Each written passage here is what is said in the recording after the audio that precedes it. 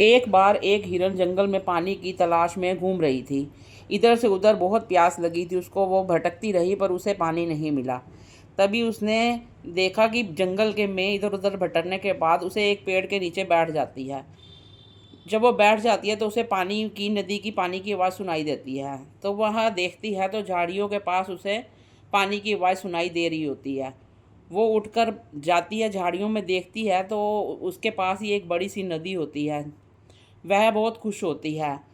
उसे डूबते को जैसे चिंदिनके का सहारा मिल जाता है, इसी प्रकार उसे पानी को देखकर उसके जान में जान आती है। वो पानी की पीने के लिए जैसे ही उस नदी की तरफ झुकती है तो उसकी नज़र सामने पड़ती है। तो वहाँ एक शिकारी नज़र आता है, हाथ में तीर लिए हुए निशाना साध कर उसी की तरफ देख रहा होता है।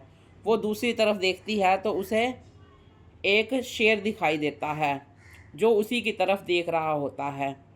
तीसरी तरफ वो देखती है तो उसे आग दिखाई देती है, आग की लपटें ऊंची ऊंची उठ रही होती हैं। तो वो देखकर घबरा जाती है। वो सोचती है कि अब मैं क्या करूं, चारों तरफ मुसीबत आ चुकी है। वो सोच में पड़ जाती है कि अब मैं किस तरफ जाऊं। फिर वो सोचती है कि मुझे मरना तो है ही, तो पानी पीकर ही क्यों ना मरूं। तो वह पानी पीने में लग जाती है।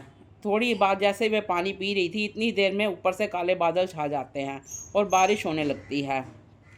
तो वो अपनी पानी पीने में लग जाती है।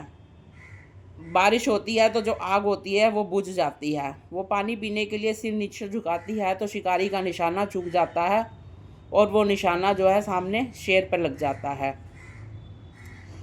इतने में ही शेर की नज़र शिकारी के ऊपर पड़ जाती है। तो शेर शिकारी के पीछे भागने लग जाता है।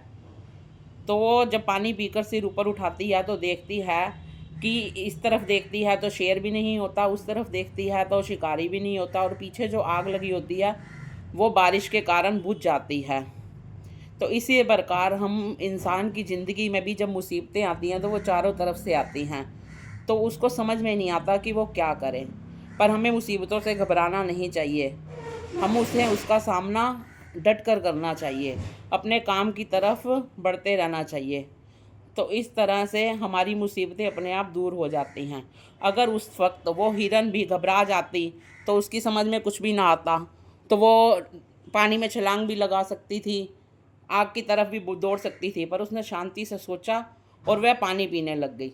इतने में ही इतने में ही उसकी चारों तरफ की परेशानियां दूर हो गई। इस तरह अपनी परेशानियों से घबराना नहीं चाहिए, उनका डट के सामना करना चाहिए, अपनी मंजिल की तरफ बढ़ते रहना चाहिए, तो आपकी परेशानियां खुद ही ख़त्म हो जाएंगी।